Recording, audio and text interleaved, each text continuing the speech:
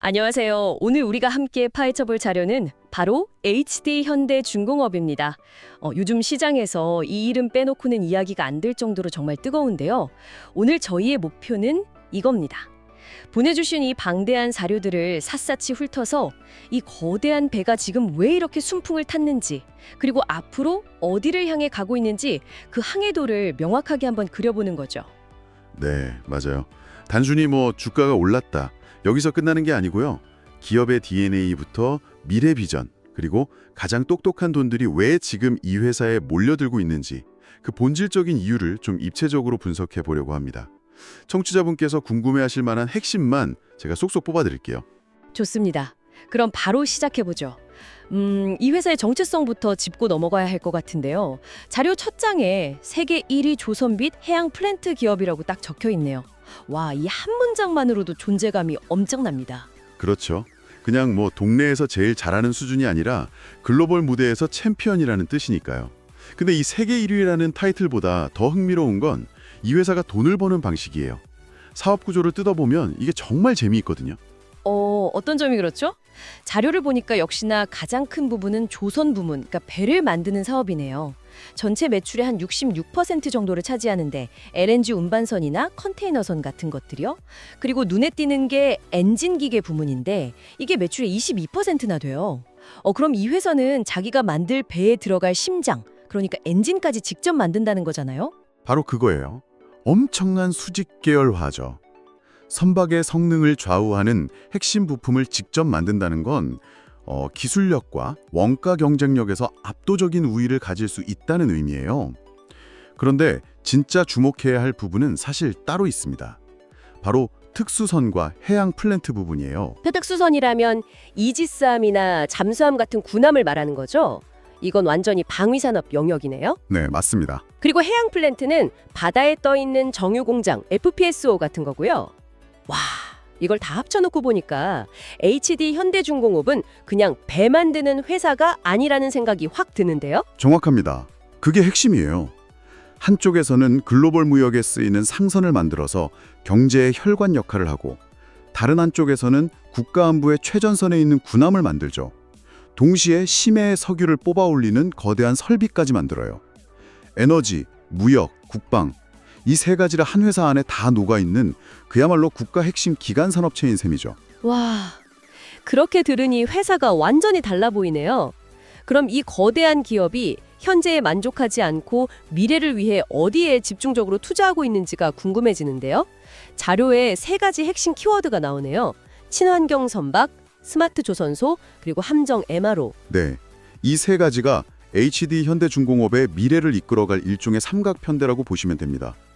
그리고 각각의 키워드가 왜 지금 중요한지 그 배경을 이해하는 게 정말 중요해요. 하나씩 보죠. 친환경 선박은 암모니아나 메탄올 같은 차세대 연료를 쓰는 배를 개발하는 건데 이건 국제 환경 규제가 워낙 강력해지니까 어쩔 수 없는 흐름 같고요. 두 번째, 스마트 조선소, FSOS라는 프로젝트. 2030년까지 조선소를 거의 완전 자동화하겠다는 계획인데 이거 돈이 어마어마하게 될 것 같은데요. 굳이 이렇게까지 해야 하는 이유가 있나요? 아주 날카로운 질문입니다. 이건 선택의 문제가 아니라 생존의 문제거든요. 지금 한국 조선업의 가장 큰 고민이 뭔지 아세요? 바로 사람입니다. 사람. 특히 고도로 숙련된 용접공이나 기술자들을 구하기가 이제 하늘의 별 따기가 됐어요. 이 인력난을 해결하지 못하면 아무리 수주를 많이 해도 제때 배를 만들 수가 없는 상황이에요. 생산성 자체가 발목을 잡을 수 있다는 거군요. 그래서 로봇과 AI를 투입해서 이 문제를 정면으로 돌파하겠다 이런 거네요. 그렇죠. FS는 단순히 인건비를 줄이는 차원이 아니에요. 예측 불가능한 인력 문제에서 벗어나서 안정적으로 최고 품질의 선박을 계속해서 찍어낼 수 있는 미래형 공장을 만드는 겁니다. 이건 한국 조선업의 미래가 걸린 프로젝트라고 할 수 있어요. 그렇군요. 마지막으로 함정 MRO? 유지, 보수, 정비를 뜻하는 말인데 자료에서 유독 미국 해군 함정 MRO 사업을 수주했다는 점을 강조하고 있어요. 잠깐만요. 미 해군 함정을요? 아니 미국에 있는 자기들 조선소에 맡기는 게 아니라 한국까지 와서 수리를 받는다고요? 이게 어떻게 가능한 일이죠? 바로 그 지점이 이번 분석의 하이라이트 중 하나입니다. 이건 과거에는 정말 상상도 할 수 없던 일이에요. 미중 패권 경쟁이라는 이 거대한 지정학적 변화가 만들어낸 새로운 시장이거든요. 미국 입장에서 태평양 지역에서 중국을 견제하려면 수많은 함정들을 계속 배치해야 하는데 이 함정들이 고장나거나 정비가 필요할 때마다 미국 본토까지 왔다 갔다 하는 건 시간과 비용 낭비가 엄청나죠. 아, 그러네요. 태평양 한가운데서 작전하는데 수리하려면 지구 반바퀴를 돌아가야 하는 셈이군요. 맞아요. 그래서 동맹국 중에서 가장 믿을 수 있고 기술력도 최고 수준인 한국의 조선소에 그 임무를 맡기기 시작한 겁니다. 이건 단순한 수리 계약 하나가 아니에요. 한미동맹이 군사 안보를 넘어서 경제, 산업 분야까지 확장되고 있다는 아주 강력한 시그널이고요. HD 현대중공업에게는 그 누구도 남볼 수 없는 새로운 먹거리가 생긴 거죠. 와, 이건 정말 글로벌 정치판의 흐름이 한 기업의 운명을 바꾸는 순간이네요. 스토리만 들어도 정말 대단한데요. 그럼 이런 엄청난 기대감들이 실제 숫자로도 증명되고 있는지 실적과 재무 상태를 한번 들여다보죠. 자료를 보니까 와, 숫자가 정말 압도적이네요. 조선업 슈퍼사이클이라는 말이 왜 나왔는지 숫자가 명확하게 보여주고 있죠. 근데 진짜 놀라운 건 영업이익이에요. 약 7천억 원인데 전년 대비 무려 295%가 증가했어요. 300%면 거의 3배잖아요. 작년에 100만 원 벌던 회사가 갑자기 300만 원을 벌기 시작한 건데 도대체 무슨 일이 있었던 거죠? 그 이유를 알려면 조선업의 독특한 시차를 이해해야 해요. 조선업은 오늘 계약했다고 해서 내일 바로 실적에 잡히는 게 아니거든요. 보통 배 한 척 만드는데 2년에서 3년이 걸립니다. 즉, 지금 우리가 보고 있는 실적은 2, 3년 전 불황 막바지에 힘들게 수주했던 저가 물량들이 아니고요. 최근 호황기에 계약한 비싼 배들이 본격적으로 매출로 잡히기 시작했다는 신호예요. 아하, 일감은 예전에 받아놨지만 진짜 돈 되는 비싼 배들이 이제 막 완성돼서 회계장부에 찍히기 시작하는 구간에 들어섰다. 이 말씀이시군요. 정확합니다. 과거의 숙제는 다 끝내고 이제부터 본격적으로 이익을 쓸어 담는 수확기에 진입했다고 볼 수 있는 거죠. 듣기만 해도 좋은 소식이네요. 그런데 재무 상태를 보다가 제가 눈을 의심한 숫자가 하나 있어요. 부채 비율이 239.93%? 거의 240%인데요. 보통 제조업에서 부채 비율 200% 넘어가면 위험 신호로 보잖아요. 이렇게 이익이 폭발하는데 부채 비율이 왜 이렇게 높은 거죠? 이거 좀 불안한 거 아닌가요? 하하, 바로 그 부분을 질문하실 줄 알았어요. 청취자분께서도 아마 가장 궁금해하실 부분일 텐데요. 이게 바로 조선업 회계의 함정이자 묘미입니다. 결론부터 말하면 저 부채는 걱정할 필요가 없는 오히려 많을수록 좋은 행복한 빚이에요. 행복한 빚이요? 빚에 행복한 빚도 있나요? 네, 있죠. 조선업의 부채에는 선수금이라는 아주 특별한 항목이 포함돼요. 말 그대로 배를 주문한 선주사로부터 미리 받는 계약금 같은 돈이죠. 근데 이게 배를 인도하기 전까지는 회계상 부채로 잡힙니다. 하지만 실제로는 뭐죠? 회사가 이미 확보한 미래의 매출이고 당장 쓸 수 있는 현금이잖아요. 아, 그러니까 수주를 많이 해서 미리 받아놓은 돈이 많아질수록 장부상 부채 비율은 올라가는 그런 구조군요. 그럼 지금 부채 비율이 높다는 건 역설적으로 앞으로 만들 배가 줄을 서 있다는 증거네요. 바로 그거예요. 일감이 창고에 가득 쌓여 있다는 뜻이죠. 그래서 조선업 호황기에는 수주가 늘면서 부채 비율도 같이 올라가는 현상이 나타나요. 이 행복한 빚의 의미를 모르면 재무제표를 완전히 잘못 해석하게 되는 겁니다. 행복한 빚이라는 표현 머리에 쏙 들어오네요. 자, 그럼 실적도 좋고 재무 구조도 튼튼하다는 걸 확인했어요. 이제 시장은 이런 펀더멘털을 어떻게 가격에 반영하고 있는지 한번 보죠. 2020년 1월 9일 기준으로 주가 지표를 보니까 PER이 38.26배예요. 업종 평균이 16배 정도인데 2배가 넘어요. 이거 너무 고평가된 거 아닌가요? 아무리 스토리가 좋아도 이건 좀 심한데요? 네, 그 숫자에 충분히 의문을 가질 수 있습니다. PER 38배인 조선주라고 하면 대부분의 투자자들이 거품 아냐? 라고 생각할 거예요. 하지만 시장이 왜 이런 밸류에이션을 부여하고 있는지 그 속내를 들여다봐야 해요. 이건 지금 벌어들이는 이익이 아니라 이 회사가 앞으로 벌어들일 엄청난 이익과 성장 잠재력에 미리 가격표를 붙이고 있는 겁니다. 아, 미래 가치를 현재로 끌어와서 주가에 반영하고 있다. 이 말씀이시군요. 맞아요. 시장은 이미 알고 있는 거죠. 지금의 이익 증가는 시작에 불과하고 앞으로 2, 3년간은 실적이 계속해서 우상향할 가능성이 매우 높다는 걸요. 여기에 앞서 말한 미 해군 MRO 사업 같은 기존 조선업의 밸류에이션 계산법으로는 담을 수 없는 방산 프리미엄까지 더해진 결과가 바로 PER 38배인 거예요. 그렇군요. 현재의 실적만 보면 비싸 보이지만 미래의 성장성과 방산이라는 새로운 가치를 더하면 설명이 된다는 거네요. 실제로 돈을 버는 능력, ROE, 즉 자기 자본 이익률도 11.39%로 업종 평균보다 훨씬 높네요. 기대감만 있는 게 아니라 실제로도 돈을 잘 벌고 있다는 증거고요. 그렇죠. 미래 성장성과 현재 수익성, 두 마리 토끼를 다 잡고 있는 형국이죠. 그럼 이 주가 상승을 이끄는 주체가 누군지도 궁금한데요.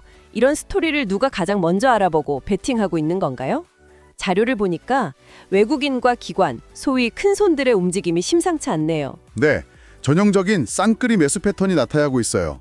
1월 8일 하루에만 외국인이 10만 주 넘게 순매수했고 국민연금을 비롯한 국민기관들도 꾸준히 지분을 늘리고 있죠. 이런 쌍끌이 매수는 보통 뭘 의미하나요? 개인 투자자들이 따라붙는 거랑은 무게감이 좀 다를 것 같은데요. 물론이죠.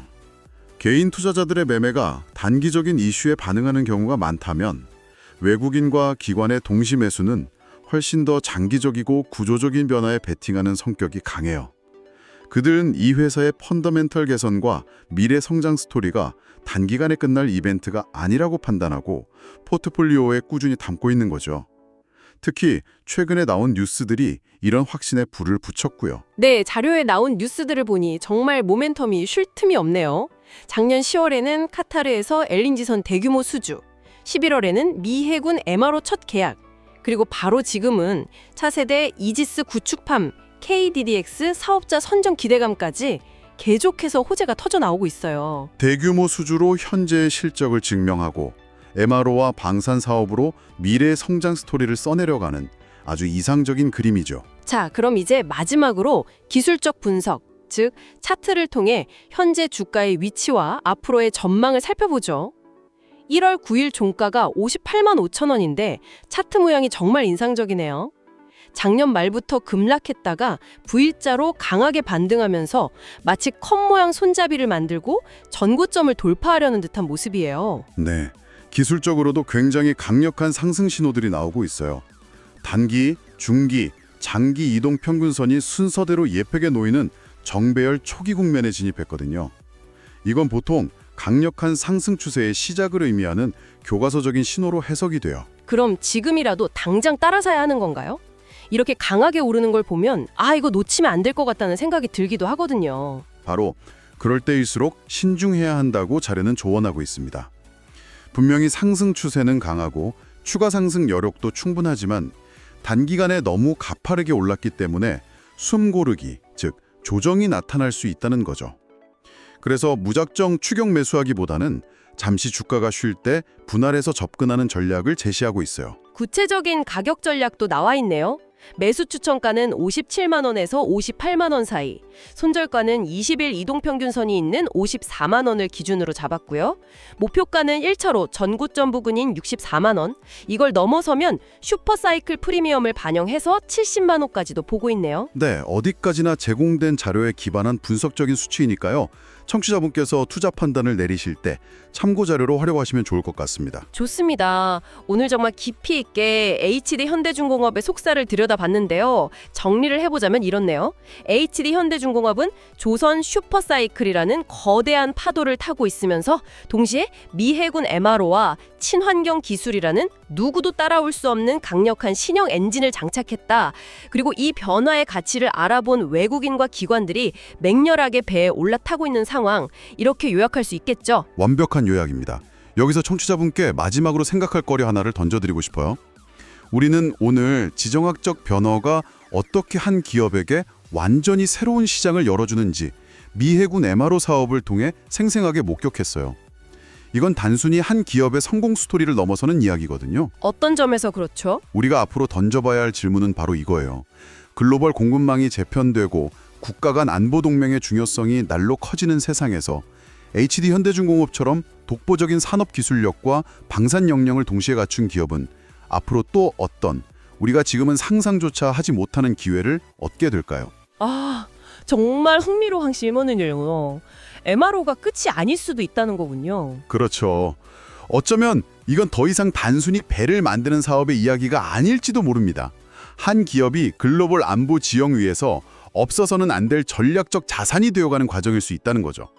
오늘 우리가 함께 본 이 데이터들은 어쩌면 그 거대한 변화의 첫 페이지에 불과할지도 모릅니다. 이 질문을 품고 앞으로의 뉴스를 지켜보시면 아마 남들은 보지 못하는 새로운 흐름을 읽으실 수 있을 거예요.